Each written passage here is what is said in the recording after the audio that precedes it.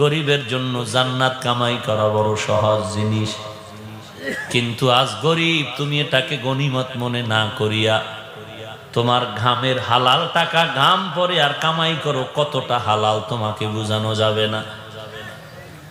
তুমি মা বাপ ছেড়ে কত দূর থেকে এখানে এসে চাকরি করো, কর্মচারী।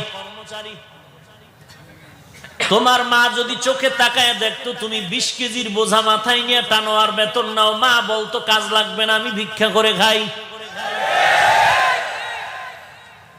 তুমি এত কষ্ট করতেছো।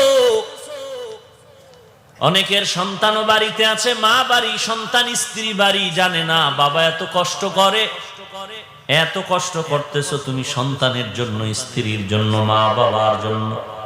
এত কষ্ট তোমার, দিন নাই রাত নাই, মা ঘুমায়, বাবায় ঘুমায়, সন্তানরা ঘুমায়।